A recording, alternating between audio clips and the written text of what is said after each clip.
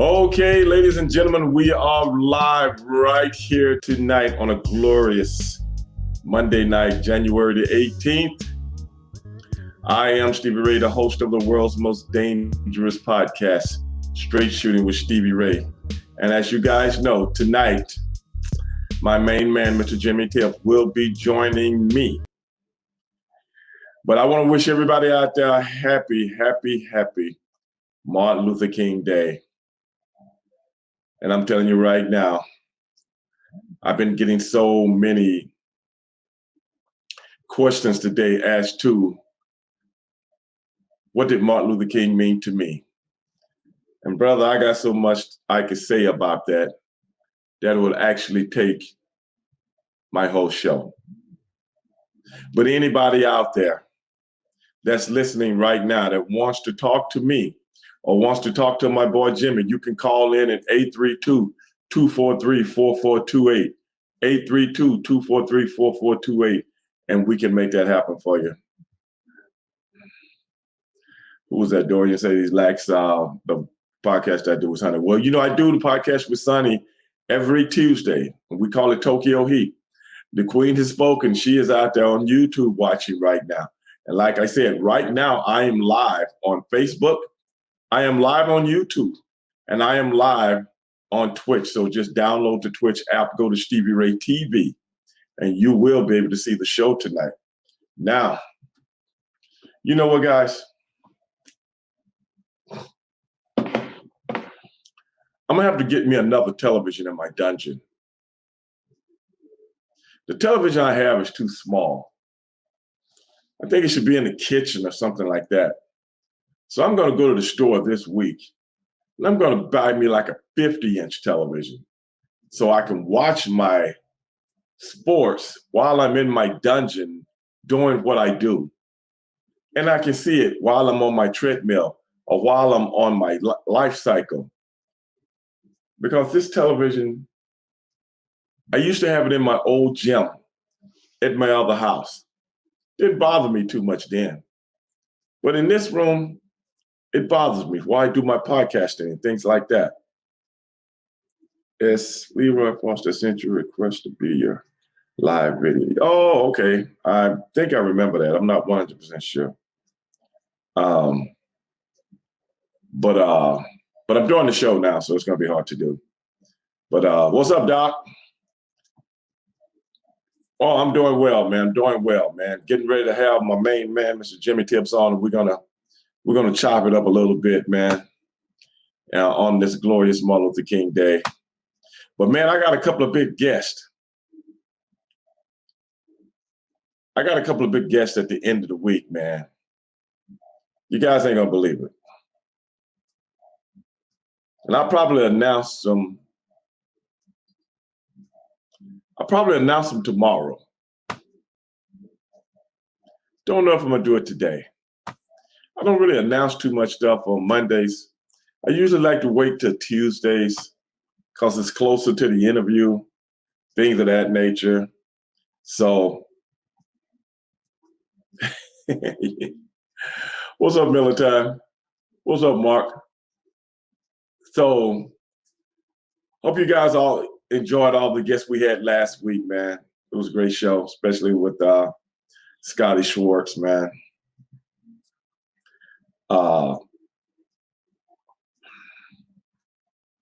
Big guest popping. Matthew was in the house, man. Matthew Jenkins is in the house. So yeah, like I say, everybody out there that's watching right now on Instagram, once my guest comes on, you won't be able to hear him because, I have earphones on.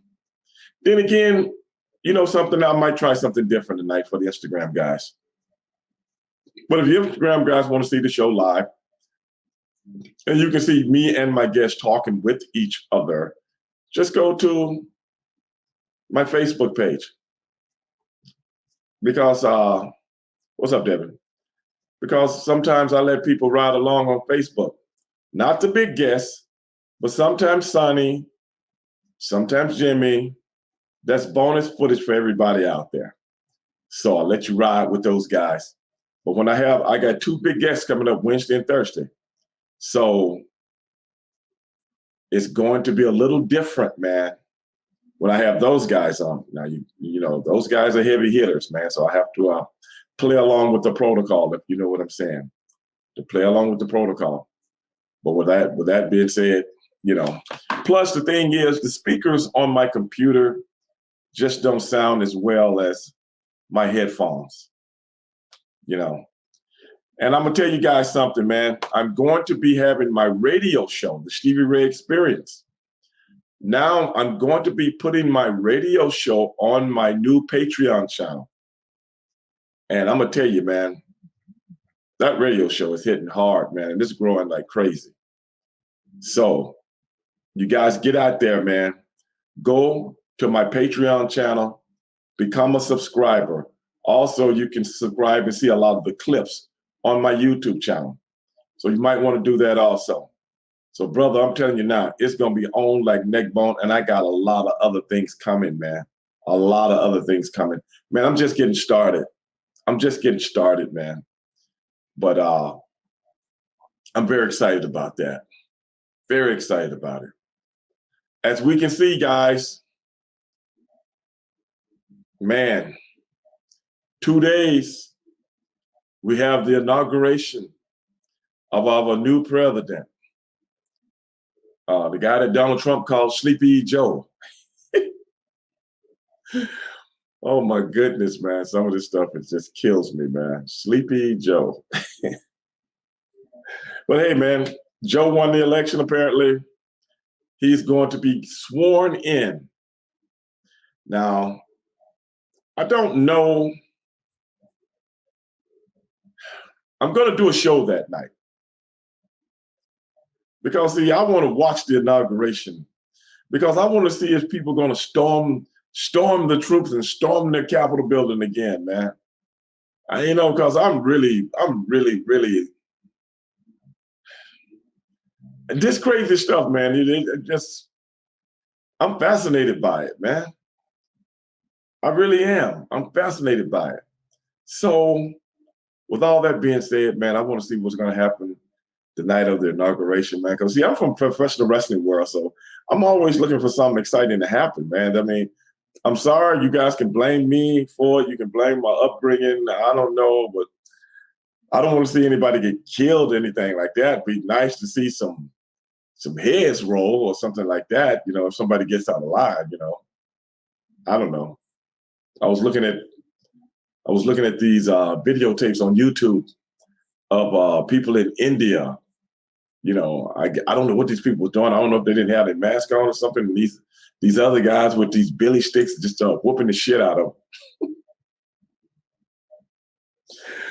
You know, it'd be nice to see something like that over here, man. I mean, just for entertainment value alone.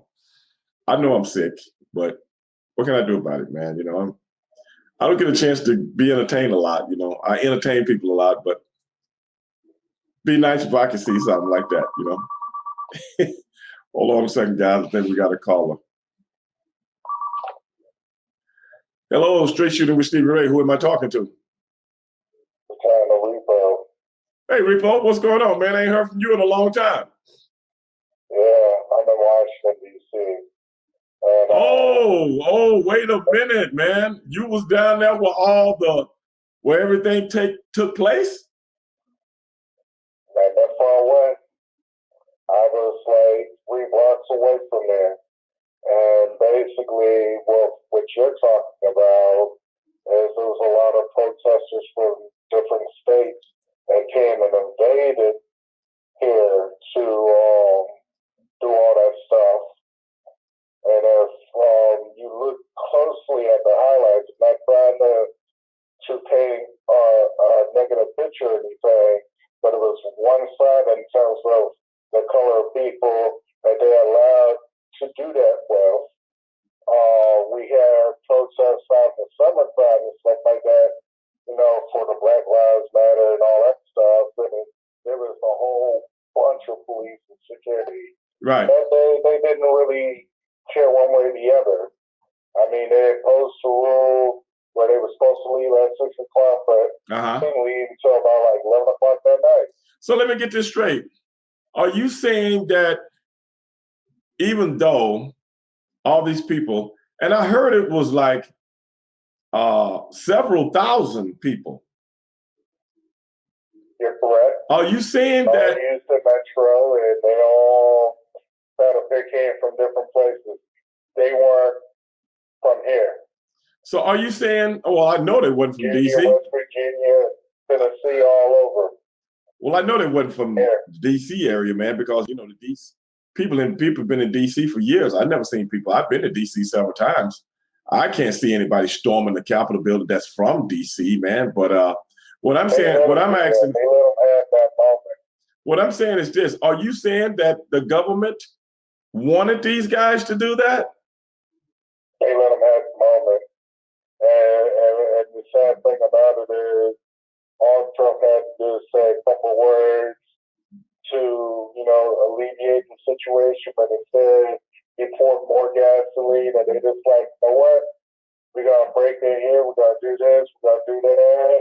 Uh-huh. Now they finding out the price that, hey, for that one stupid moment they had, now they're all felons. Oh wow. So let me Slowly arresting those people, and they're slowly bringing them right back to DC for justice. Well, slowly, not everybody, slowly. Right. Well, I know it's going to be a process. They show their face. It's going to be a process because I heard right now they're investigating over 300 people. Is that true? Even more. But yeah, anybody who showed up that day, they trying to nail them. Now, let me ask you something, man. Let me ask you something, Repo. For everybody out there right now that's listening to Repo, Repo, I got you on Facebook right now. I got you on YouTube right now, and I got you on Twitch right now. On YouTube right now. Okay, and I got you on Instagram right now. I even got my Instagram guys today following. And I'm glad you called in today, Repo. I had forgotten that you were from. I wasn't going to even call at first, but when he was wondering and talking about his rolling and all that stuff, it's all rolling. It is not rolling the way, Right. saying on a news camera. Let me ask you something. Every day there's paddy wagons coming by. Right. Well, I'm living at it, like I told you. I'm 3 blocks away from the whole 16th Street, and, saying the Capitol. So, but see, in Washington, D.C., I tell you like this, it's a whole different animal. Being in the DMV is a whole different animal than this, being out in Cleveland or Ohio or, Iowa or something. It's always chaotic. Transportation's always kind of messed up. If anything, I want to be where you at. I hear you. Well, let me ask you this, man. Being from the greater DC area, just a few blocks from where this whole insurrection went down, how do the people in Washington, D.C. feel about that whole thing? Because I would love to see the Washington, D.C. news as to how they're approaching this whole thing. How do you guys, as citizens of that area, feel about this whole thing, how that whole thing went down? We hate it. I mean, the thing about it is, it brings more pressure to us, more consequences to us. For the evacuation, they just asked us not to even be there. Right now, the metro train won't even stop at a lot of stops in Washington, D.C. because of the inauguration and stuff. And they do not want nobody to be there. They bring in Jennifer Lopez and Lady Gaga for the inauguration celebration or whatever, but unless you got a certain time, you were high up, they don't want you there. They don't care what color you are. They don't want you there. Okay, well, let me ask you this, man. Let me ask you this. The inauguration goes down, man, in a couple of days. What do you think? What do you think? What are you guys expecting? What do you guys think is going to happen? Do you think it's going to be smooth sailing, or do you think? Well, they encouraged everybody not to come. I mean, if you're going to come and stuff like that, they might turn you away. They might not, but at the same token, once it's a certain type of number, they're going to search you like you a felon. Oh, wow. They're going to check everything you got on your person. Your phone, you say you're going to videotape it, that without their consent. You say you're going to go there, take a little selfie, picture or whatever, and walk around, Mm-hmm. not going to happen. Oh, wow. That's why they blocked all that stuff. Mm. They got,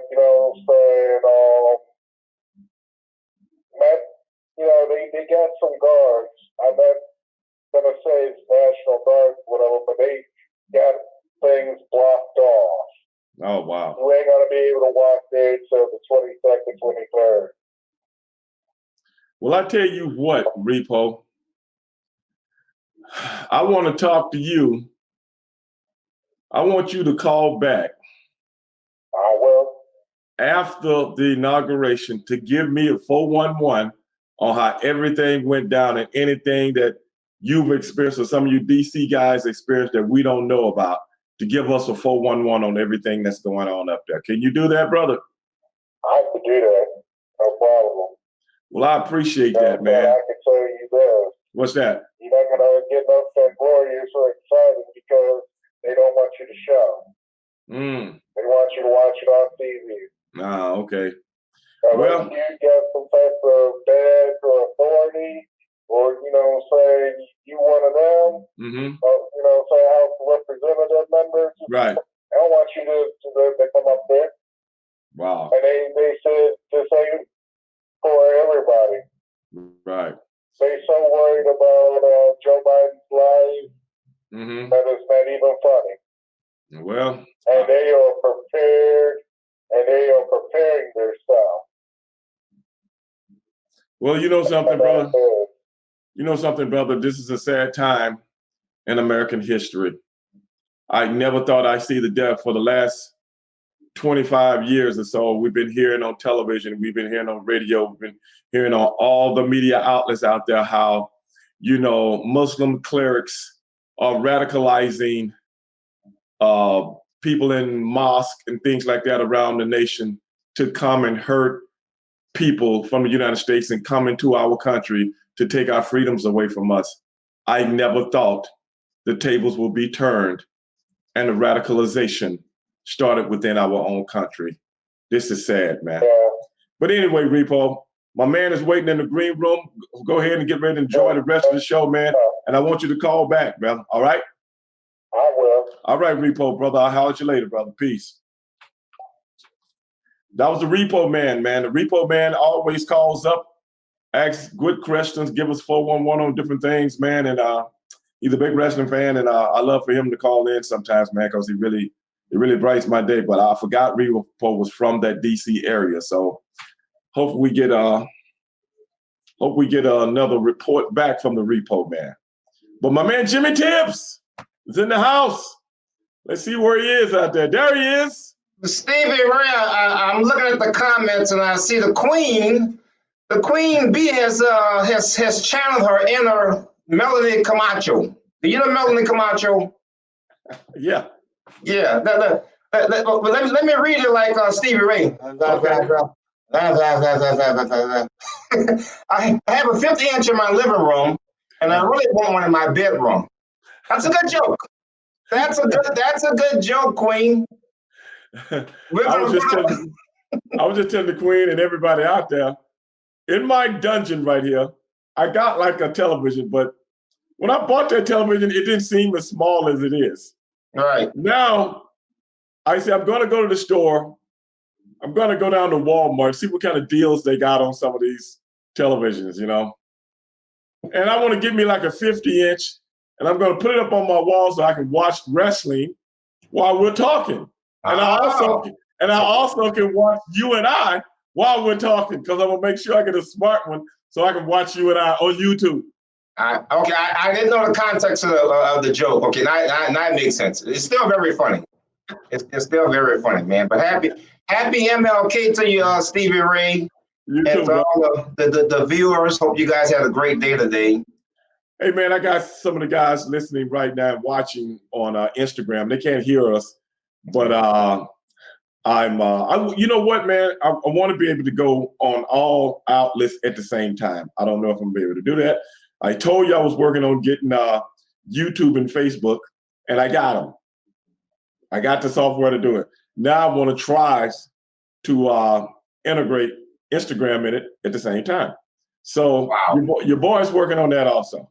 If it's a will, it's a way. But see, they like me. They're not gonna throw me off like they did Donald Trump. See, they like me. You know what I'm saying? I don't stir people up. I don't stir them up. You know, your account won't be suspended anytime soon. No, man, they like me. But only when that damn Jimmy Tibbs comes on and starts throwing mud, then they gotta hit the censorship button, baby. This is the thing, dog. You know what I would like to know? How many people been banned from every single media outlet out there? Usually they kick you off one and let you stay on the other one. How does that work, man? I have no idea, man. Have you ever heard of that? I have not heard of that, but I tell you, it's like trying to get these people under control in the tech world. It's like your cousin Bill Clinton said about 20 years ago. He said trying to control the technology business, that's like nailing Jello to the wall. In other words, they're going to do what they want to do. So to answer your question, I don't know. I don't know how many people have been kicked off which platforms, but it's going to become a problem because people are going to yell free speech all day long. And free speech, like everything else, free speech isn't free. Well, you know, okay. I had a guy, he's a zealot. You know what I'm saying? I always tell people I have no problem with Democrats or Republican. I am a registered independent. Mm-hmm. But a zealot, I got a problem with because you're a brainwashed piece of shit as far as I'm concerned. There's nothing wrong with standing with your party. That's being patriotic. But it's something wrong with when you see wrong and you don't say anything about it. It's something wrong when you know something is inverted and may harm others and you don't say anything about it. Yeah. You know something's wrong when people do what we saw last week, and that has been built into a boiling point for quite some time, and you don't denounce it. I got a problem with people like that. Oh, yeah. See, Steve, yeah, this is the time that I wish more people were in tune with pro wrestling, because it really is a reflection of society. You remember back in the 80s when Jesse Ventura had that problem he had a problem with his lungs and he couldn't wrestle anymore. I think it was a blood clot. Anyway, he retired and they put him in a booth, and they never really done that before with a wrestler. Right. You know, a commentator. But it was just so hilarious that Vince McMahon would describe what happened, and then Jesse Ventura would have a complete opposite. And it's like when a horseman jumped dusty roads, and you listen to J.D. Dillon give an explanation of it, and you're like, well, none of that shit happened. You know what I'm saying? It's pro wrestling 101. Right. But it's mimicking life, because since the election, I've been listening to the Rush Limbaugh show every day, and you listen to him, and none of these things happen. There was a woman at the riot, Stevie. She had a flag that read, "Don't tread on me." Right. And her ass got trampled to death. You can't make this shit up. And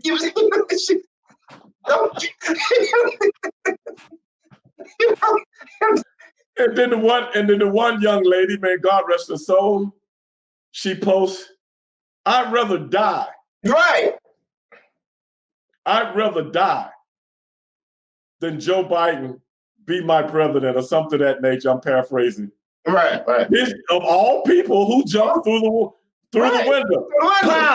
How? One shot. Yeah, and you see, just for a quick half of a second, you see how quiet it got, because the shit got real. But you see the mob getting ready to jump through the window, then all of a sudden, pow. And then they scatter like right. When that gun ricocheted back, they got real for just a quick second, you see. Yeah, and then there was another guy, he was trying to pull down the statue of Tip O'Neill. And for those who are not old enough, right. Tip O'Neill was the Speaker of the House. He was a big-time Democrat, but he loved Ronald Reagan. Late 80s, early 90s when Tip. Yeah. He loved Ronald Reagan. They got along famously to say they were on opposite sides. In fact, when Reagan got shot, Tip O'Neill was one of the first people at the hospital to pray with Reagan in the recovery. Right. And anyway, so this Yahoo, he's trying to pull a statue down to Tip O'Neill. Right. He takes his taser and he puts it between your legs to grab something, use both arms. the damn taser goes off and tasers his jingle bells.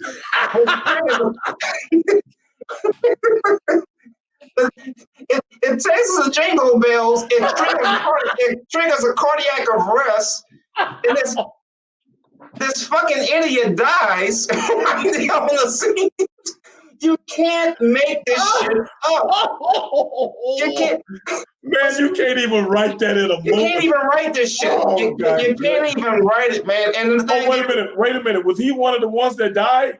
Yeah. He was one of the triggered cardiac arrest. So he done buzzed his nuts and fell out at the same time. At the same time. Died. Right there on the spot. DOA. Drumstick on arrival. It's just hilarious, man. That's what you can't make this shit. And I'm not minimizing people die, but what I'm saying is on the other side of the ledger, none of this is being discussed on the Limbaugh show. None of these things happen. Wow. What I'm saying is that you've got to be careful where you get information from, because Donald Trump's done nothing wrong. He won by a landslide. It's a big cover up. I tell you the one that got me. Mm-hmm. That day when all this went down, man, I was busy all day and I didn't get home till late. I had a buddy of mine hit me early and said, man, they're going crazy in DC. So I'm thinking, DC is Chocolate City, right? So I'm thinking, well, you know what I'm saying? Yeah. First thing come to my head. So I'm thinking, okay, it's another Black Lives Matter type thing is going down. Why? And I'm like, why? I don't know, but I don't know. Maybe they're out there. So then I do did I do an early podcast that day? No. Whatever. Oh, no, I came and did the podcast. I had somebody on that Wednesday. I can't remember who it was. I had a guest. Then after I finished, I went downstairs and I cut the television on. So it's already after 8:30, right? Okay. Then I'm in the aftermath of everything. I missed everything the whole day. I didn't even know all this was going on. So be it as it may, I started watching everything. Then I put it on Fox News, which, I occasionally watch Fox News. And you know what? They was blaming the whole thing they was making a comparison to the Black Lives Matter movement. Oh, yeah. And they were blaming Antifa for this whole thing. Right. This was the same night that it went down. And I was like, wow, now I'm really watching it because I'm like, wow, Antifa is behind all of this. Oh, yes. You got to realize I didn't know. I hadn't been watching it. So then when I put it later on that night, I put it on CNN when I get ready to go to bed. Then I see something totally different. And I'm like, wait a minute, I thought this was. Wait a minute, yeah. I didn't know this was a mob. I didn't know people had died. I didn't know any of that, man. So I came in late on the whole thing, man. But this is sad. It's a sad situation regardless. Well, Well, see, Stevie, because we got the Monday Night Mayhem comedy with Jimmy Tibbs, so we don't want to get too deep into this shit. But let me just say this. Oh no, dog, we got to talk about it, man. Yeah, but see, the inauguration is right around the corner. Yeah, but see, let me put it to you this way, okay?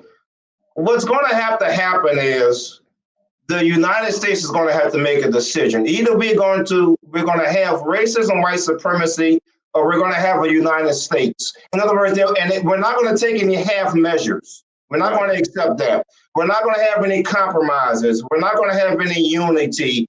What the fuck would I have in common with somebody running on a goddamn Confederate flag? Right. No. So, but they have to make this decision, and they have to make it pretty quickly, because we can't have both. You remember that old saying, you can make money or you can make excuses, but you can't do both? I can't remember who said that, but it's a famous quote. But that's where we're at. The country's at a precipice right now. Right. Okay? And we're going to have to make that decision. It's going to be one or the other. Simple as that.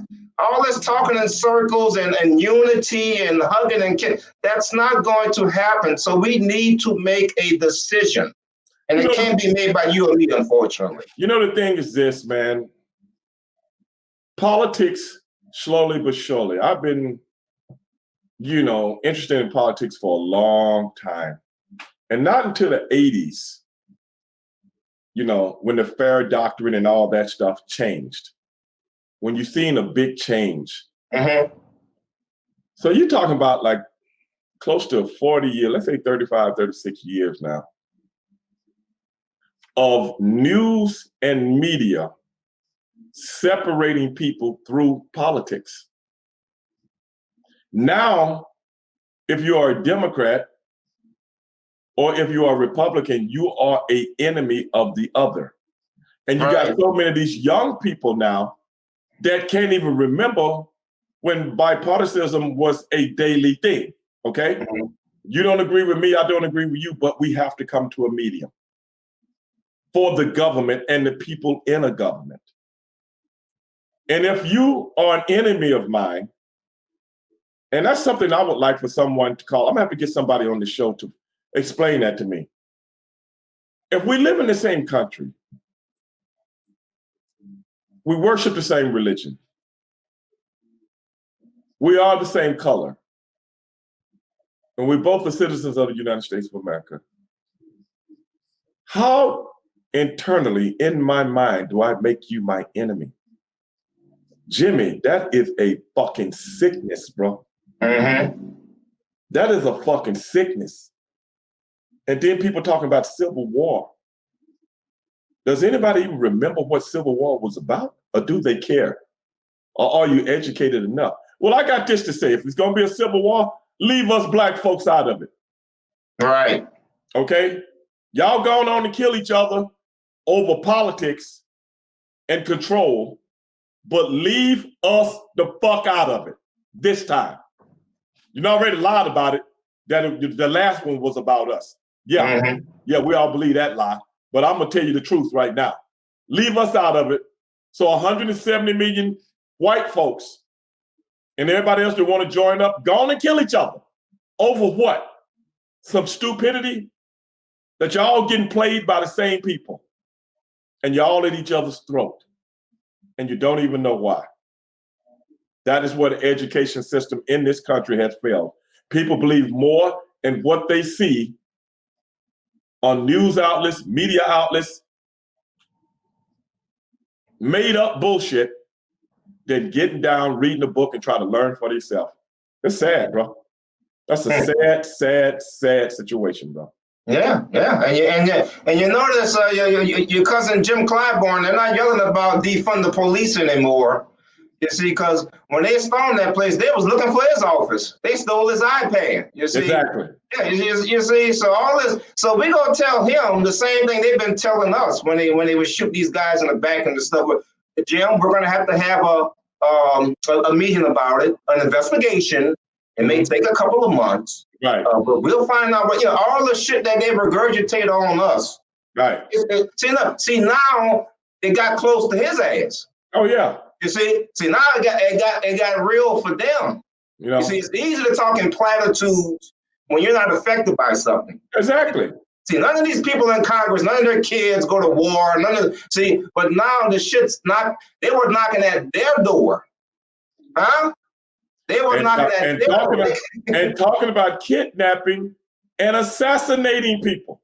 Well, that's another thing they didn't bring up on the show. They never talk about that aspect either. But they had those things you tie up and all that kind of stuff. Yeah, these people were ready, man. They were ready. And notice nobody was twerking. Nobody was getting turned up dancing. See, they own code. They are on code. Every time we have something, the damn party breaks out. Yeah.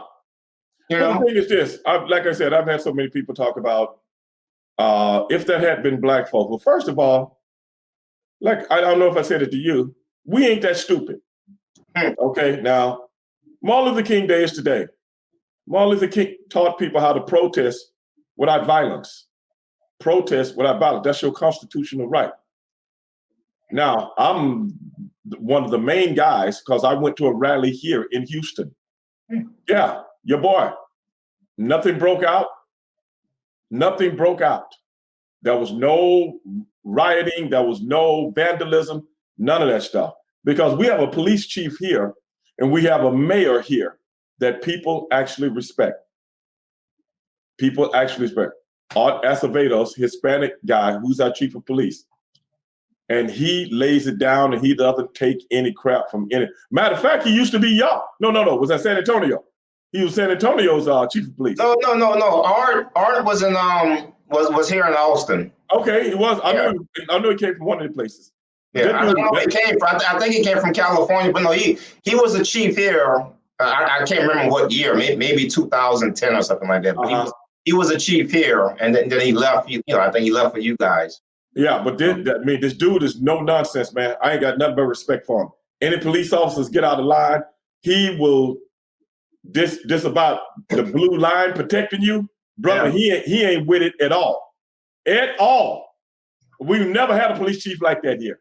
So matter of fact, him and the mayor, Sylvester Turner, was out with the protesters, walking with them in front of them to show people that you can protest peacefully and get your point across.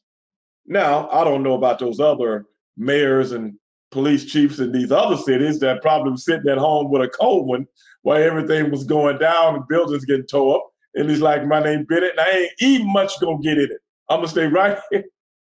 Yeah. I'm gonna stay right here until everything. Yeah.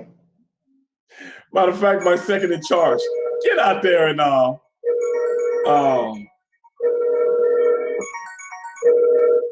get out there and do some videos or something like that. But what I'm saying is this. It's a way to do everything, man. That's just what I'm saying. It's a way to do everything and get your point across the right way. But storming things, killing people, and then want to talk about, okay, it's a civil war. Who you gonna fight and everybody look the same, bro? What you gonna put somebody gonna put on blue and somebody gonna put on gray? How that's gonna work? Yeah, but the thing is, Stevie, do you remember what you were doing 20 years ago? Probably in the ring this night, somewhere in the country. Right. But I'm using that as the illustration because 2040 is right around the corner. And when 2040 gets here, white will be a minority, and they do not want to disappear. So you say this is not about us. It is. It's how we're going to control us. That's what this is all about. The numbers are dropping. They're getting smaller and smaller. Well, that might be true. Yeah. I agree with you. That might be true, and everybody knows that's coming. Anybody can do the numbers. But I'm talking about if somebody want to have a civil war right now, go kill each other. Yeah. But don't use us as the reason why you fighting. Yeah, right. I understand. Yeah. But they did that, and that's what they've been trying. That's what they wrote in the history books about the first Civil War. We want to free the slaves. No, you didn't. The slaves were just a part of the deal. No, you didn't. But this time, what I'm going to do is I'm going to get my coalition together. Mm-hmm. So when y'all start fighting, my coalition will be on our way to Stevieville, and we're not letting anybody in while everybody's out there doing all their ruckus. You see what I'm saying? Sonny Ono will be kicked from his home. He'll be kicked from his home. I'm taking the state of Iowa, okay? I'm taking that state, and that's where we'll put up our borders, and we'll put up our wall, and we'll have certain concessions. I think I'm gonna let Sonny come in for 8 hours a day to work. After that, he gotta leave and go home. You know what I'm saying? I don't know where he's going, but he don't have to get the hell up out of it. You know what I'm saying? He got to get a special dispensation just to come visit me. He gonna say you're being the bias, your predetermined bias against him. No. I got all this on paper. I got all of it on paper. So he can't make up some slogan and try to throw it at me. I'm getting everything on paper, okay? Man. I'm going to have my own constitution, my own Bill of Rights. All of that's going to be in there. The amendments, all that stuff. Yes. All of it be in there. Oh, God, hilarious. We'll all get in our RVs and cars and SUVs, and we're moving on down the road like Moses. Well, we ain't going to be walking with some chickens and hens and cows and pigs, okay? We ain't going to be walking with that. We're going to be getting on down the road. Everybody's going to have buses and everything. And we're moving all the way to Iowa. That's what's happening, man. I'm working on it, man. I almost got my coalition together. I remember you talking about this a couple of months ago. We're getting out of here. So when the war starts, man. Right. We're going to, yes. Let them fight. Don't try to come in here, though. When y'all finish, let us know. Let us know Okay. which side was victorious. Huh? Yeah. Let us know. You know what I'm saying? 'Cause we'll know who we got to deal with. You know what I'm saying? So I'm telling you, man. I'm telling you, they don't want to listen. I'm getting my coalition together and I'm taking it to the United Nations, bro. I'm telling you, I got a case. I got a case. I'm gonna pick up where Malcolm X started. Yeah. I'm gonna pick up. Yes. I'm not gonna lead everybody into the burning building like Martin Luther King talked about. I'm not gonna do that. I'm gonna get you out of the burning building. Okay. Let me tell you a funny Martin Luther King story. You get a kick out of this. Okay. This had to be, I want to say, yeah, it's probably 95, 94, okay. 95. You remember those, I don't know if they still have any of them in Houston, the Napa auto store places where you go get your, okay. Well, there was one out in New Orleans, in New Orleans East, which used to be a hell of a place, but it went down over the years when Michoud, went to put and all that kind of shit. So anyway, one of my clients sold his neighbor an insurance policy. So he had me go out and do his exam. And I called the guy up and we agreed to do it the third Monday in January. Okay. So he gives me the address. I go over there. It's a Napa place. It used to be a Napa store, but the store out of business. And then, it now read Melvin's, used car parts or whatever. Okay. But I was still painted blue, so I recognized it was the old Napa building that this guy had taken over. So I'm sitting there and waiting. The appointment was for 8:30, 8:45, 9 o'clock. Nobody. Place locked tighter than a drum.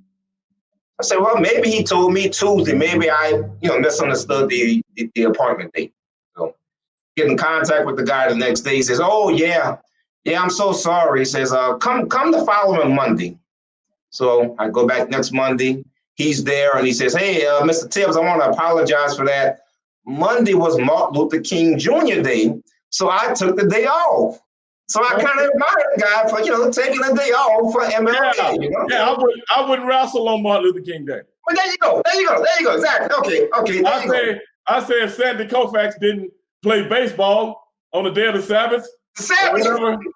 Then Stevie Ray don't wrestle. Yeah. So I'm kind of admiring the guy. And like I said, I was there for the first time for about, 45 minutes or so, waiting on him, didn't show up. And so we do the exam. He walks me outside. I just brought my car. I brought a Saturn.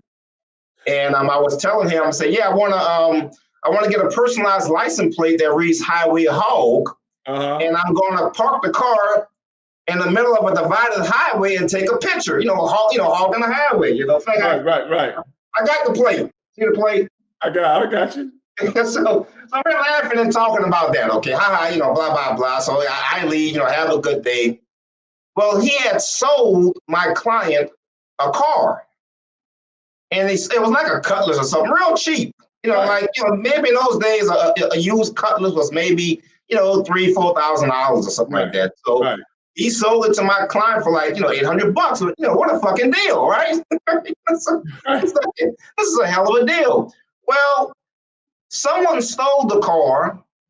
They find the car a week later, all burnt up on the side of the road. Oh, wow. So none of this made any sense, but it is what it is. It happened. He sold you the car. Now the car's been stolen. Someone burns it up, blah, blah, blah. So it never set right with me. Something was funny and not funny, ha. Right. But turn the page.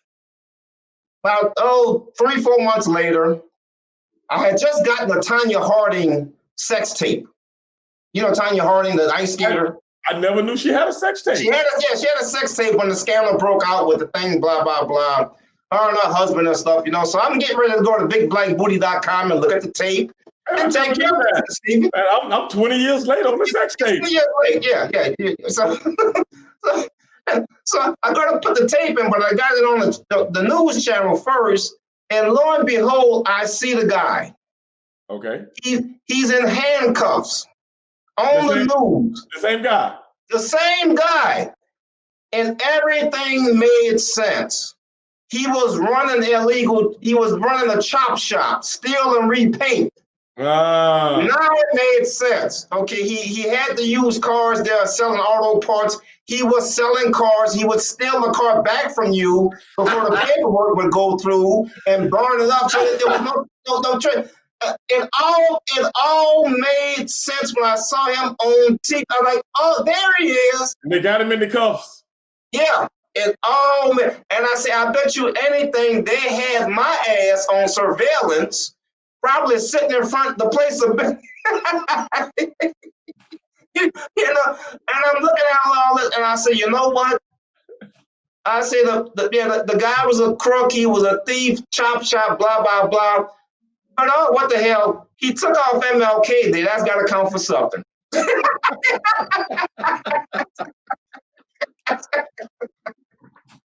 If nothing else, we can give him a pass for that. There's nothing else. You got to give him a pass for that. So that's my MLK funny story of the month, man. It was just hilarious. I'm like, it never made sense that someone would sell somebody a car, then the car got stolen. And burn up. Well, yeah, because that way they would burn up all the evidence. By the time I'm just saying, of all cars, a Cutlass, yeah, a Cutlass Supreme.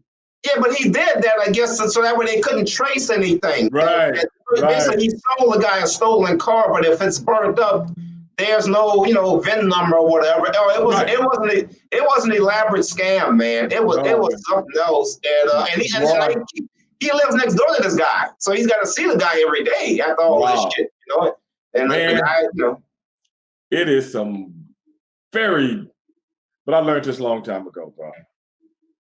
It is some super dishonest people in this world, bro, that can just mess over people and walk around, steal from people, just walk around like it ain't no. Woo, bro. I know a lot of them. Like that guy that you're talking about, man. Yeah. Man, and you just nice go. Guy. Nice guy, baby. Nice guy. That's something, man. Just criminalistic mind, bro. You got the smarts to make money all kind of ways, but you choose to do it this way, man. It just, wow, man. I knew a lot of guys like that, man. But you know what, man? Once you get into something and you get good at it, Jim, it's hard. It's hard to get away from it, man. It's hard to get away from it. Because now that's all you know. Yeah. I know. I mean, I don't know if I should tell this story on my podcast because it's actually going to kill our mood. Because we got a real good mood going right now. So I don't think I'm gonna tell it. Okay, yeah, but it's like that, man. It's like it's on the same guidelines of everything we're talking about. Yeah. But it's got a super sad ending to it, man. Oh God, super sad ending to it. Man. But that's the thing when you deal with so many people. Like I had one client, and he's passed on now. He would sell disability policies to doctors. That was his specialty. And he had sold a policy to this one guy. He was in his residency. He was from Russia. A nice guy, and he just struck me as odd. Something just don't. You meet a person like, he seems like a nice guy, but his spirit ain't right. Something's up with the guy. You get that gut intuition or whatever it's called. So. So I told my client about it. He says, the guy kept asking me for a discount, but he kept saying it kind of. I get the discount on the insurance, kind of joking, but not really joking, right? Yeah. I want the discount, baby. I want that discount double check. Yeah, it's like, no, it's disability insurance. You pay what they offer you. That's it. This is not, this is not buying, a suit at I think I need some of that disability insurance, man. But there you go. I think I need that. So turn the page on this one. About 6 months later, this guy got arrested for writing phony prescriptions.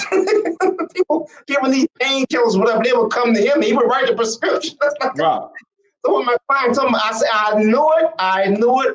There was something about this guy that just did not set right with me. And sure enough, so there's a lot of stories out there. I mean, I've been doing exams for 30 years, so right. Situations I've come across. and dealing with people. I wish I could write them all down. It would make a hell of a book. But nobody would believe the stories, because the truth is stranger than fiction. Truth is stranger than fiction in so many cases, man. Yeah, And that's what I'm saying, man. Until you've been around certain things and seen certain things in life, you're just so oblivious to what really makes up this world and what kind of people actually make up this world. Because I think that's got a lot to do with how people can be so brainwashed into certain things because they never experienced nothing. Never experienced, yeah. You know what I'm saying? So you easily kind of like pulled along by the nose, man, because you're still looking, you still see the world. It's this great, glorious place to be, almost like the Wizard of Oz. But really and truly, it's more like Kansas when that tornado took your house and threw your ass. Yeah.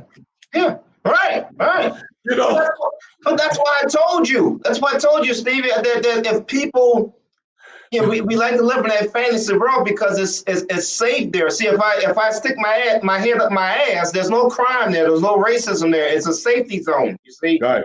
If people knew what your business was really like behind the scenes, they would not watch wrestling. It is a brutal business. Yeah, hell, look, I did a clip. I got a clip out right now on YouTube talking about how everything has stolen from professional wrestling, even politics. This is a dog-eat-dog world, and I've seen it, man, at all. Oh my God, man, all levels, man. Wow. So I think, man, I'd have forgot when I used to hear the term. People say, "Man, I'd have forgot more than you'll ever know." I never thought that was real. That is so real. That statement is so real because some things you want to forget. Yeah. Your mind makes you forget them. Yeah. And I was like, and this is like me and your boy, Ahmed Johnson. I'm gonna tell the story. Your boy, you know your boy. me and Ahmed, we used to be in the security business.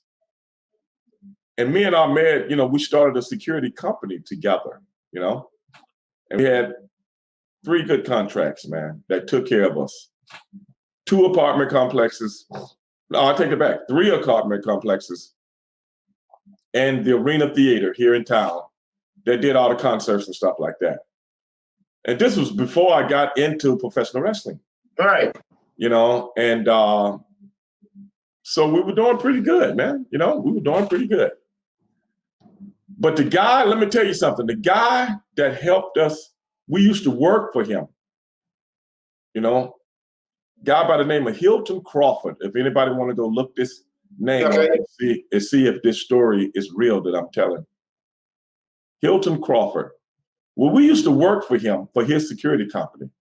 And he always took care of us, man. All the contracts that we had, they were his. Okay. And we worked them for him. So he ended up giving us all to him, except for the Arena Theater. That one we got on our own. He the one showed us how to get bonded, the whole thing, this, that, and the other, all these, things you got to go through to get your own security, what I'm saying, to have your own company, so on and so forth, and get set up. And how to keep the books, the whole deal. And then we both started to try wrestling, slowly but surely. Everything started to take off. You could see, I'm not going to be doing this. It was security/bodyguard company. And I could see, slowly but surely, man, if this keep going the way it's going, I'm not going to be able to do this anymore, Jimmy. Because I'm going to pursue my dream, which is professional wrestling. So a few years go by. By now, I'm established in WCW now. A few years later, I'm established in WCW. And Ahmed is kind of getting ready to go to WWE, okay, as Ahmed. So we both were leaving yesterday behind. And for a while, I used to call Hilton every blue moon because he would always tell us how proud he was of us. Matthew, in an instant. Ex-chef, captain, respected businessman, Hilton Crawford family. Yes, and I'm getting to that in a second. And Matthew just pulled it up. It's a true story. One day I'm getting ready to go on the roller, so I got to leave on Monday morning. So every night on Sunday night, I would always watch Fox News, the local Fox News. You know what I'm saying? Mm-hmm. And then they start talking about this situation of a kid being kidnapped. And they was talking about Hilton Crawford, my ex-boss, who has put me in a position to do my own thing. I don't know what it would be right now if the wrestling thing had took off. We'd probably be sitting good, man, because we were doing good, Jimmy. This is no lie. We were doing good. And so I started listening to this thing. And apparently, let me put it like this. If you went in Hilton's office, brother, this dude had pictures with every somebody known to man. Every somebody known to man, politicians, athletes, entertainers. I mean, just draped with stuff. The guy used to be a sheriff. You know what I'm saying? He was a law enforcement officer and all this stuff. Had his own big security company, you know, golfers and all this stuff. He'd been in the golf tournaments, all this stuff. So I'm listening to the news one night. It's about 9 o'clock.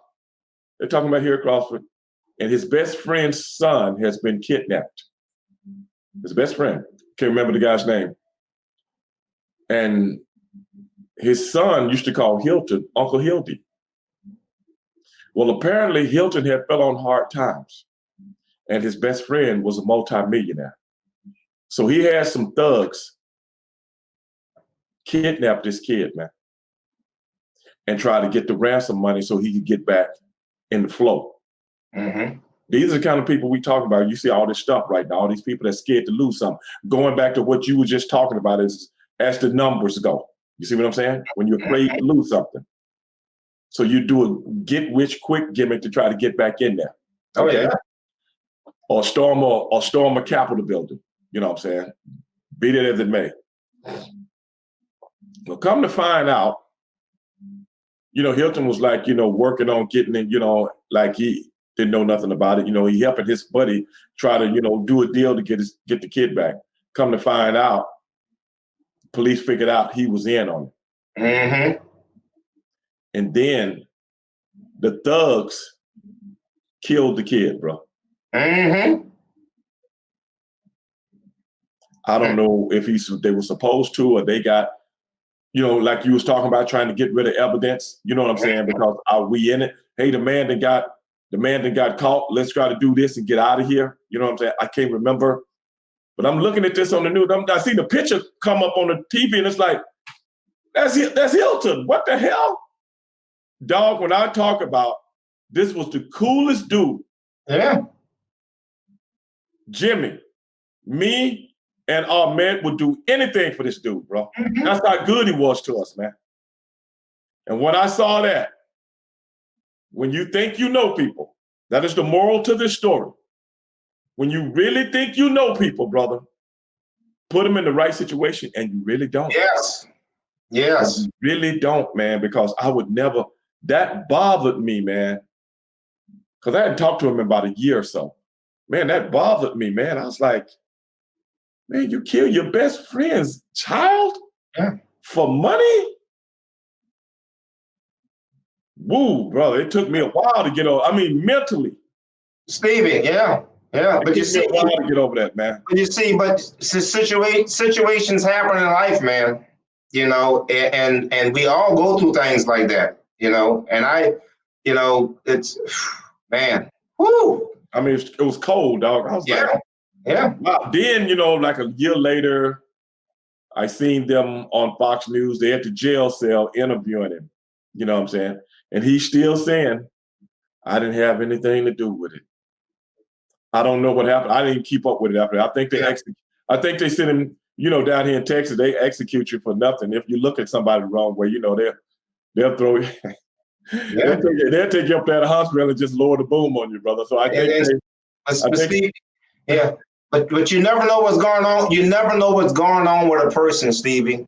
okay, the things I've gone through in my life, and I think you and I talked about this privately with my client that took his life, Right. okay, and he knew I had some financial problems, okay, and he kind of rescued me, and if I could have him here right now, I'd give it all back. Okay, I had no idea he was, that what was going on in his life, people getting circumstances, and I tried to talk to people about things, okay, right. And the few people I've talked to, they look at me, they don't even know about the comedy. They don't know I'm a funny guy, blah, blah, blah. And they say, well, damn, Johnny, every time I see you, you cracking jokes and laughing. I never knew you had all this stuff going on. And then you feel like an idiot for, telling somebody something, but you never know what's going on with a person, man. Stevie, I'm telling you, I was at the point I was going to, my veterinarian is a real good friend of mine. I met him when I first came to Austin, did his insurance physical, and we just became friends, And when shit got heavy for me, I said, you know what I'm going to do? I'm going to take my dog Sebastian to the vet and let him stay there overnight. I'll figure out some way to electrocute myself in my place and make it look like an accident. So they won't find the dog a week later. See, when you live by yourself, these kind of thoughts go through your head. When shit gets heavy. So I don't know what was going on with your friend Hilton, but obviously, if you're living high on a hog and shit happens overnight, you don't know what you're going to do in a situation, man. I'm looking at Disco right now. Saying was on the flight logs on the Epstein Island, and then Matthew, the one that brought it up. Yeah. He was saying that Crawford shot McKay twice in the head with a .45 caliber pistol, left McKay's body in a swamp. Afterwards, he returned home to Texas, hiding the pistol, bloody clothes, and other evidence along the way. See, that part I never, once I saw it, I never read it and wanted to get all the stuff to it. Thanks, Matthew, for something I was afraid to really read about because I just didn't want to see a person that I know. Yes. That heartless. Yeah. And gutless also. Yeah. Toward a child, man. Yeah. I mean, especially a child that oh man, that's but Stevie, no, it's simple. They'll kidnap the kid and the guy he'll call for the money in a couple of hours and I'll be back on Easy Street again. Nobody will know the kid. See, shit went sour. And when stuff goes sour, these things happen. And I don't know the guy, but I guarantee you that I bet that was not his intention for this child to end up dead. No one has these intentions when we do things like this. You get into a business deal. I mean, perfect example right now. The stuff I'm doing. You say, okay, but Tibbs, I might want to get on this thing, which I see what you're trying to do with the housing, blah blah blah. Right. And then shit goes sour. I can't pay you back. I can't pay this one back. It just you find yourself in a space. Oh yeah. I can understand that. Yeah, I'm not justifying what happened. I can understand that from where, you can get in the jam and people do crazy shit when they're pushed against the wall and they're back against the wall. It's like a rat. You're going to bite. But what I'm saying is, this guy,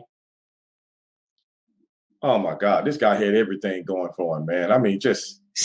Wow. But you got to realize that was years before. But, you can fall on hard times at any time. You know what I'm saying? But be it as it may, to result to that, to try to kidnap your own buddy, your best friend's son, and hold him hostage, that's all the way to the right. As far as you can get, bro. I can see going out and robbing a bank with a mask on like Bonnie and Clyde, and hope you get away and hope you open the money up. That blue stuff though. Blue stuff don't pop out on your ass, Hope you get everything down packed. But that's like I say, that's one of those things. Wait a minute, Disco said, "Hey Steve, when you gonna get that Hard Body Harrison interview?" Interview? I don't know if I want to interview Hard Body Harrison, man. I don't think I do. I mean, I could, Disco, I could really tell you a story about Hard Body Harrison, man. That's another guy that's in jail right now because he thought he was smarter than what he was, man. And he just could not get the street side out of his, you know what I'm saying? I'm going to be straight up and say it right now. He couldn't get the nigga out of him. So that's why he's in jail right now. It's a time to be a nigga and it's a time not to be. Yeah. That nigga just didn't know. Excuse my language, everybody, but it is what it is. But hey, Jimmy, go ahead. Yeah, did you ever watch the TV show The Wire? Yes. HBO. And you remember when Idris Elba's character, I can't think of the guy's name on the show right now. But anyway, he had taken the money and invested in the lakefront and all. He was doing shit legitimate, And the other guy was doing some time in jail, and he gets out. He still wants to gangbang and trying to kill Marlo Stansbury, all this, like you said, all this nigga shit. Yeah. And he's trying to explain to him, man, we ain't got to do this no more. Right. We on the docks now. But you see, that's all the guy had in him. Mm-hmm. You see, and he couldn't get that out of him. So he ended up, they got rid of Idris Elba's character, because because he couldn't accept doing things legitimately. He just wanted to just do it. That's what he was conditioned to doing. Yeah. So that's what probably happened with Hard Body Harrison. See, that kind of bullshit. You got that same passion. Yeah. You got that passion. Put it to use. Yeah. Put it to use. But you so enthralled. Yeah. Okay. In this ghetto mentality that's all you know.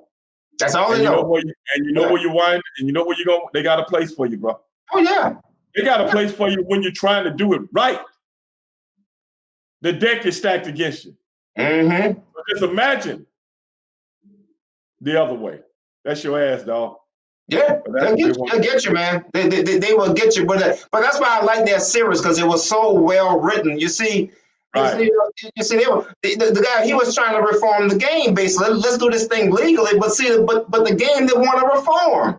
He wanted to keep game banging. We gonna shoot Marlo Stansbury's ass, and we go. It's like, no, we ain't gotta do all this. But you see, that's what was in him. You see, and he couldn't understand doing this shit legitimately. I love when they finally get rid of Idris Elba's character. They go to his apartment, and the detective McNulty, look, he saw all these damn books. Mm-hmm. He says, well, who in the hell have I been chasing? Because the character was a very smart guy, even though he was doing drugs. He said, who the fuck I've been chasing? Hey, man, but you got to realize, that's what happened with Malcolm X. Remember? A straight up criminal that opened his mind, and the guy was one of the sharpest guys to ever walk the face of God's green earth when it comes to legitimacy. It can happen, brother. You just got to open. Sometimes, brother, if you ain't never been around nothing but, criminalistic behavior, brother, that's all you know. You don't even know it's another world. You don't even know it's another world out there. No. Well, you know it, but you can't comprehend it. You can't. See, it's like first, if you're used to eating steak and lobster, right? Why the hell would you want to go to a McDonald's or a Wendy's? That's not what that's not, no. What are you talking about? So, that's the thing about poverty. You see, once it gets a hold of you, it gets a hold of you, and it's hard to shake it loose. Mm-hmm. And the PBS did a special years ago about the homeless people, and they profiled this one guy. They found him on a street corner. Okay, and they got him cleaned up and they got him a job at the hotel or something. Okay. Well, they went to the hotel 2 weeks later and they were looking for the guy, see how he's doing, checking up on him, They said, oh, yeah, Fred was here. He came here for a couple of days. And they found the guy back at the street corner where they rescued him for. And they asked, well, what happened? He said, well, see, my problem is bigger than homelessness. What he was trying to tell them, they didn't get it, but I picked up on it. he was trying to tell them that, you see, he's just coasting in neutral. The ideal of getting a checking account, getting the lights turned on, paying the rent, but being responsible. See, he's not used to all of that, and that's too overwhelming for him to do. The simple thing, I've been working since I was 14 years old. I'm sure you've been working since you were a young kid too. Yeah, exactly. So but you got and a lot of, you can attribute a lot of that also to people that's been in jail for a long period of time. Right.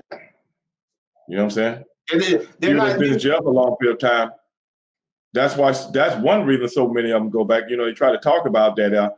Well, he couldn't find a job and stuff like that, so he had to resort to back what he knows, so on and so forth. And I think that does have I think that is a part of it.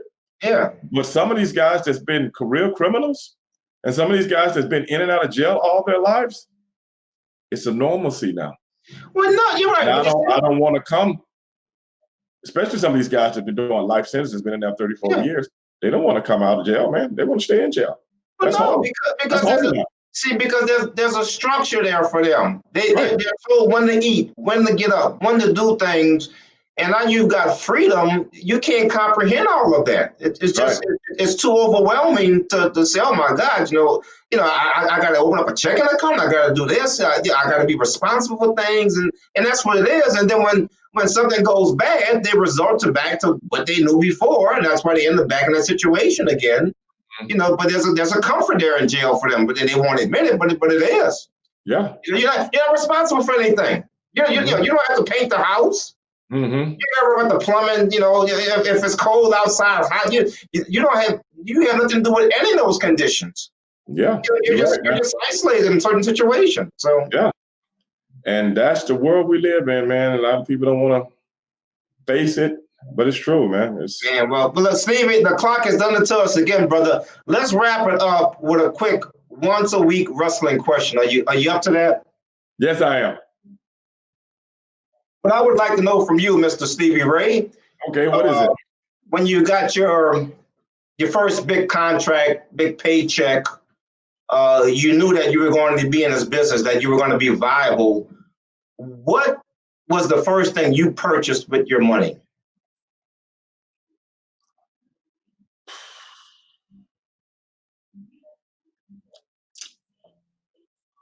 Let me see. Well, I was already living in a home.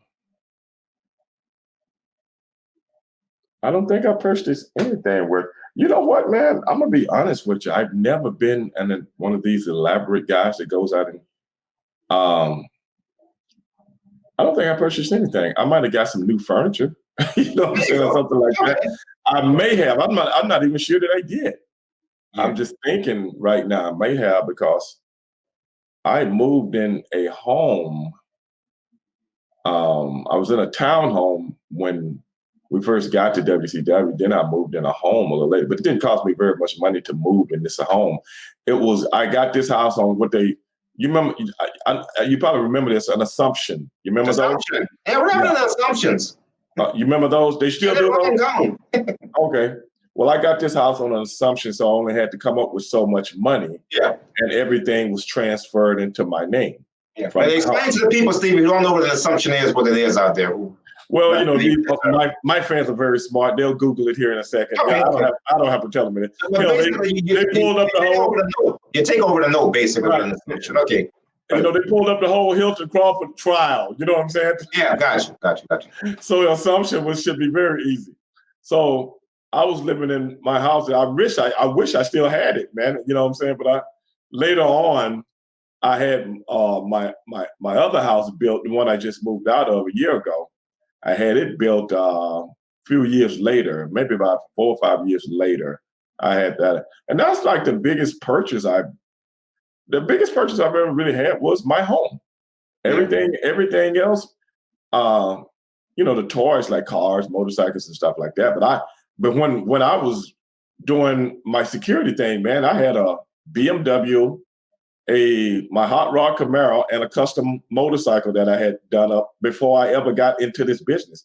So I wasn't doing bad before I got in this business. So I was already you, and I didn't get into the business until I was like, what, 29 years old. So I'd already, you know what I'm saying? I wasn't some new kid on the block. Yeah, that's you know old. what I'm saying? That's old, Yeah. I think Ken Patera became a wrestler when he was 29. That's old. Yeah. But what I'm saying is I've already been through trials and tribulations, what young people go through. I'm already starting my own business, you know what I'm saying? And getting out here, and I pretty much know how to deal with things and do business and stuff of that nature. So I looked at life totally different than someone that never done anything, and boom, they're in the wrestling business, and boom, they got a big contract. You know what I'm saying? So I was never a spender, or I'm gonna be honest with you, man. I've never been one of those people that really care about material things because I had to work hard all my life. And that's one of the things I like.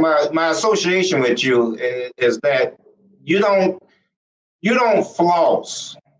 See, a lot of black folks say we like to floss because we do it with each other because that's who we can impress. We can impress each other. So you can't.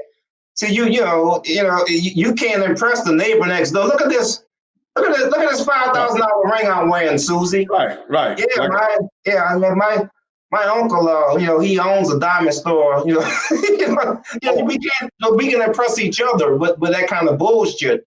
But you don't floss. I tell you what I did buy when I got my second contract. Something I've always wanted, man. I think the year was 1999.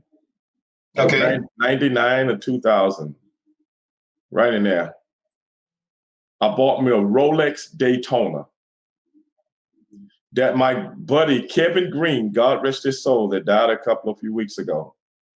He was wearing one day. I'm a big auto racing fan, and you know that. In the 24 hours of Daytona, and they call it the Rolex 24 hours of Daytona. Everybody that wins their class, they get Rolex watches. And they get the Daytona. The Daytona is the stopwatch. You know, when the race cars, you hit the stopwatch and see the time, the lap time and all that. I always wanted one of those watches. And I seen Kevin Green one day. He was like, yeah, man, I got this for going to the Pro Bowl or something like that. He got it for. And I was like, man, that's nice. So I went to one of the big jewelry stores here that used to sponsor Paul Bosch. Okay. And I got me a Rolex Daytona that I still own to this day. And I have to even tell you what I paid for it.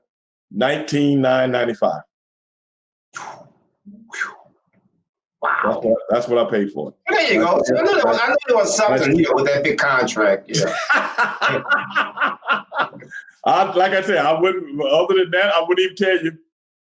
That was the one thing I bought that I cherish. And the reason I cherish it is because it's near and dear to my heart. I remember when I first went to the end of my first Indy 500, and I'm sitting there like this, timing the cars on their lap times. And then everybody was like, hey, Stevie, what you doing? Hey, baby, I'm putting this Rolex to work right now. So I put this Rolex to work, brother. Oh man, I had a good time, man. So I only wear it. I keep it in a jewelry box. I keep it in a box, my Hall of Fame ring, my with that, and some custom jewelry that a guy made for me years ago. I used to wear when I did commentary. You might have seen me have it on. Got Stevie Ray necklace and Stevie Ray bracelet and stuff like that, man. And God made it for me, man. And those three things are very valuable to me. And that's really about it. They all got sentimental value, bro. Well, let me get one last thing. And you mentioned something about the Hall of Fame ring, and I want to tell you the first time I saw a Super Bowl ring. Okay. I was working in occupational medicine, and I used to work in an department where people were coming for pre-employment physicals. And this one guy played for the Kansas City Chiefs when they won a Super Bowl. 1969. There you go. Yeah, 50 years ago. Good Lord. Yeah. And so the doctor recognized, I didn't know who the hell the guy was. And he said, yeah, he played with the Kansas City Chiefs Super Bowl ring. And the guy had on the Super Bowl ring. And the Super Bowl ring, it couldn't have been no bigger than my ring I'm wearing right now. Oh, yeah. They didn't have the big giant ones back in those days. Yeah. So okay, I look at, neat, But turn the page.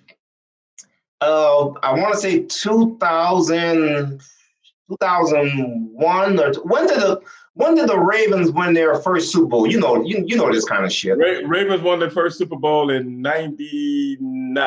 99. Okay, there you go. Okay. So one of the players. Yeah, you remember? You remember that's when Ray Lewis went up there and stabbed them boys up there in Buffalo. I'm not gonna get into that. Right, but anyway, so one of the players that was on that team ended up playing for the Saints. Right. No, I take that back. My boy Matthew was right. That wasn't them in 99. That was them in 2000. Okay, there you go. Somewhere around that time. That's right. So one of the players, he ends up playing for the Saints a couple of years later. A guy named, you might know, Spencer Falau was his name. Never heard of him. Yeah, big old white boy. And so I go to his house and I said, "Hey, you were on the team that won the Super Bowl." He said, "Yeah." I said, "Do you still have the ring?" He went in the back and he comes out with the ring, Stevie. And this guy had to be, God, he was easily 310, 315, big old dude. Right. And he shows me the ring. He puts the ring in my hand, and my hand dropped. Stevie, this bitch was sweet. you know, beveled diamonds. It had the Raven, the Raven, signature thing on there, and God, you look at that ring, it's like, I see why them guys play hard in them Super Bowls. That ring was beautiful, man. It was beautiful. Aren't them rings worth about 25, 30 grand? Oh, it might be more than that now. But I know your cousin Lester Hayes. I want to say Lester Hayes. I think it was Lester Hayes. Yeah, with the A&M. Yeah. And he got in trouble. He was in Vegas, and something happened with his tooth. He went to the dentist, and he didn't have any way of paying them, so he left them his Super Bowl ring. Now, I want to say that was 1981 when they won their Super Bowl, 81, 84. I think Lester was on two of those Raiders Super Bowl teams. Yeah, I think in 1981 and again in 84. They won in 80. They won in 80. They beat the Eagles, and then they won again. They beat the Redskins in 80. 84? 83? 83, I think. Yeah. 83, Mm-hmm. So, but Lester had one of those Super Bowl rings, and he left it with the guy. Who knows what it was worth to pay his dental bill that day or whatever. So, yeah, I imagine they probably are worth about 20, 30 grand. But it was just beautiful. I mean, but I've seen pictures of other Super Bowl rings. Mm-hmm. When you see one in person, oh my God! I mean, the thing had the diamonds, and it's got the diamond inside of the Raven's eye, and it's like, oh man, this bitch is sweet, man. It's like, shit. I want some more. And that's something nobody can ever tell you. Like my Hall of Fame ring, nothing like those rings, but it's got sentimental value. I don't know what it's worth, but I wear a fake one. I wear a fake one when I go out. And that's something. I wear a fake one because I was at a friend of mine's. We were doing a benefit for him, and this one guy gets on the mic, and a friend of mine named Chris Hardy, he gets on the mic and says, "Hey man, how much money can we raise if I let Stevie Ray slam me on the stage? If I let Stevie Ray slam me, and all these people, yeah." I was like, "Oh man, don't come on, just slam me, man." I said, "Okay." So they just start throwing money, because my buddy's got cancer, which is a cancer fundraiser. People just start throwing money on the stage, man. I should have taped this. I could have used it on my Patreon channel, right? Yeah, that'd be funny. Yeah. So then the people, he started talking shit. So I got him, picked him up, and slammed him on the stage where the bands are playing. The people go nuts, But when I did it, it knocked my Hall of Fame ring off. No. No. It knocked my Hall of Fame ring off of them, all these people, and being good citizens, somebody go, "Here it is, Stevie Ray," and they gave it back to me. So ever since then, I don't wear it out anymore. I keep it with all my necklace and my watch and that stuff. So not anymore. So it happened. You got lucky because had I been there, what ring? I didn't see anything. No, shit. Oh, man, you would have did me like that, though. Are you sure, Steve, that you had it's funny how we, from a fan's point of view, I guess we feel connected to you guys when you guys do something like that to us. Like the last one in Charlotte, I had Bob Backlund put the chicken wing on me. And I don't know if you know Bob personally. I met him. Weird guy. Go ahead. What a character. I'm thinking he's just going to put the thing on me, and that's it. And I had somebody filming it. He puts it on me and drags me all over the damn place. I'm not the pictures. I got pictures of it. I'm going, oh! So the next day, Bob Remus was there.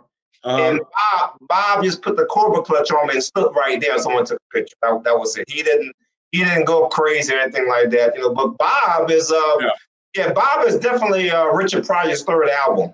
I heard he really is. Yeah, he really is. Yeah, look it up. He's really. I know exactly which one you're talking about. Okay, so you know what I'm talking about. Who was that doctor that you have a fake Hall of Fame ring? Yeah, I do. Don't tell anybody. Actually, it looks better than my real one. It looks much better than my real one, brother. So, hey, if you think I'm going through that again, brother, I did the same thing with my class ring when I was in high school. I ended up messing my class ring up, man. So that's the second time that had happened to me. So I guess that's what you do. That's the moral of the story. You only wear those things for certain events and things like that. You don't casually, have them out and stuff like that. So I don't know, man. But it's just I guess we need to maybe talk about that one day about what to do with money and how to live, because Randy Savage was just so frugal. And look where he's at now. At some point you got to live, right? I mean, sometimes people just built like that, man. I've heard a lot of stories about Randy. Hey, man, that's just him, and nothing he can do about it. He just built like that, bro. But I think, Steve, some of it has to do with how you came up in this world. It might be. Remember, his dad was a promoter or something back in the day. Yeah, so right, but in his mind, he's probably still that poor little kid. Right. That probably stuck with him, even though he was making good money, had a beautiful wife and all that kind of stuff. But in his mind, Barbara Streisand said that once in an interview. She, they did like a profile. They showed her house, and Barbara Streisand, good Lord, she's accomplished so much. Mm-hmm. And they showed a picture of this apartment she used to live in New York. And she said, "Yeah, I still feel that 21-year-old girl, I still feel that's me." Because she didn't have anything, just this one bedroom apartment and stuff, but she still feels there's a part of her that's like that. So I think these things stick with us for a long time. I've said, I like the home I moved out of, bro. When people always ask me, why you move out of that home? Because I'm going to tell you something, man. It ain't me. It ain't me anymore. I used to care about stuff like that. Not really, want to have a nice house, nice garage full of nice cars. Motorcycle, gate around it, the whole thing. Only house in the whole neighborhood with his own gate, But I'm like, to some people, that's cool. I used to entertain a lot of company and things of that nature. And I don't do that anymore. You know what I'm saying? I don't do the big fight parties and get-togethers and all that kind of stuff no more, man.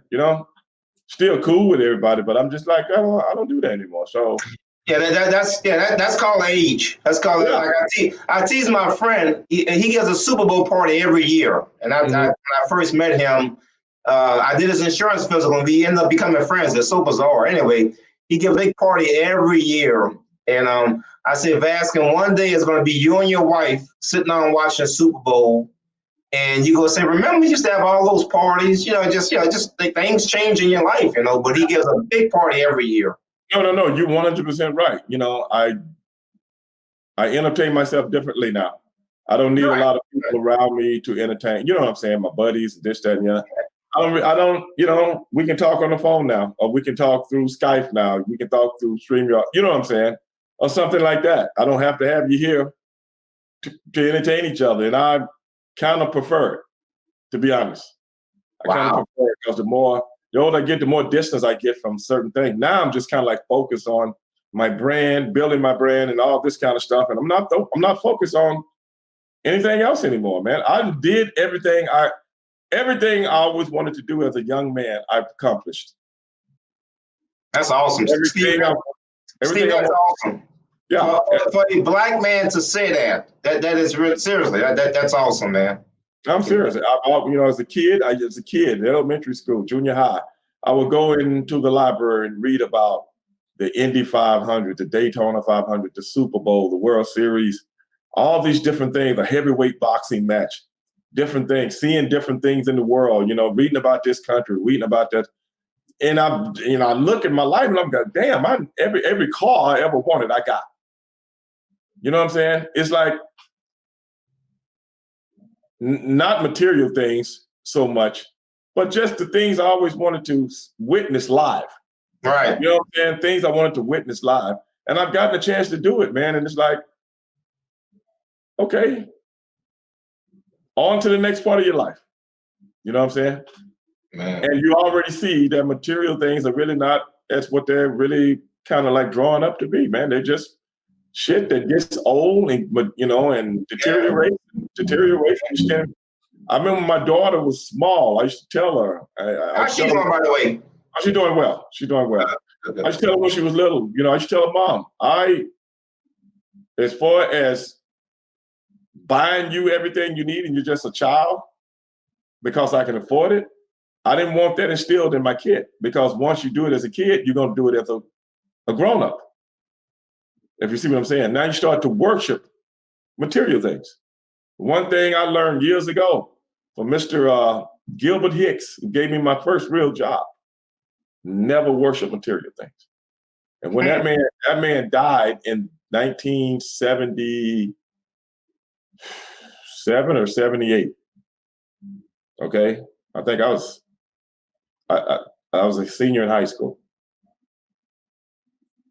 with over $100,000. Now, back in them days, $100,000 like $1 million. Yeah, a lot of money. Yeah. Okay. Had his own business, stayed across the street from us. If you see what I'm saying, stayed across the street from us. And now we ain't have no $100,000 in the bank. You know what I'm saying? So, right. I'm just letting you know. He always tell us, always save your money. Yeah, exactly. It's kind of like what Bobby Heenan used to say, and it's what I tell the strippers when I go to the strip club. It's not how much you make; it's how much you save. See? Yeah. So having, you know what I'm saying. I've never been that person. Never been in that world of worshiping things that mean nothing. Right. I've never been in that world, bro. Man. So, wow. But anyway, dog, another great show, brother. Listen, let me real quick, brother, before you wrap it up. Did you get any blowback from the interview with Scott last week? No, why? Because I was a little bit upset because you had a good actor on your show, and you didn't once ask him what it was like playing Cousin Oliver on the Brady Bunch. You should have hit me up and asked me. And say, hey, Jimmy Tibbs just asked right here, what was it like playing Oliver with those glasses and that chili bowl haircut on the Brady Bunch? What happened to that guy? I don't know his real name, but I'm just goofing. That wasn't Scott. I want Scott to call up and say, what the hell's wrong with that damn Jimmy Tibbs? Put it like this. I'm going to have him back on the show because Scott got so much stuff to talk about. We only scratched the surface, man. He got so much stuff to talk about. So we're going to go from there, man. All right, man. B1, I got to go. All right, buddy. Peace. Hey, everybody. Appreciate that. Got a big announcement tomorrow night. Another great show on Straight Shooting with Stevie Ray. My man, Mr. Jimmy Tibbs, laying it down for us. And like I say, we got 2 days before the inauguration. And that's why we started the show off talking about it tonight, because, man, we living in a crazy, crazy world, man. And I'm going to tell you, brother, this is not the country where things are supposed to be crazy, man.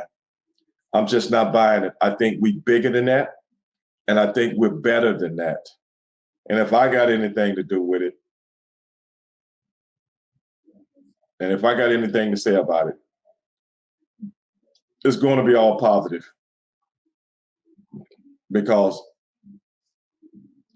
this world doesn't belong to anybody. It belongs to all of us at the end of the day. And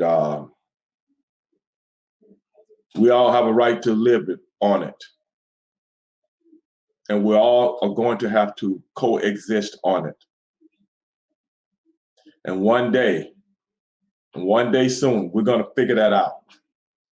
One day soon, we're going to see how stupid it is for other people to tell us what we should do or what we shouldn't do. One way, we're going to figure that out. One day, you're going to wake up and say, I got hate in my heart for nothing. That's eating you from the inside out. One day, I still got hope. I'll never give up hope. I know a lot of people do, but I'm not. And as long as I got breath in my body,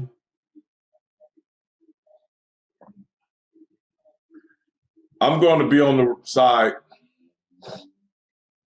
to show the right example. I'm going to be on the side that shows the good example. And if I don't, I'm going to die trying. That is my goal in life. I'm going to die trying. Because at the end of the day, power on. Quality of Bluetooth life pairing. means a lot to me. Bluetooth connected.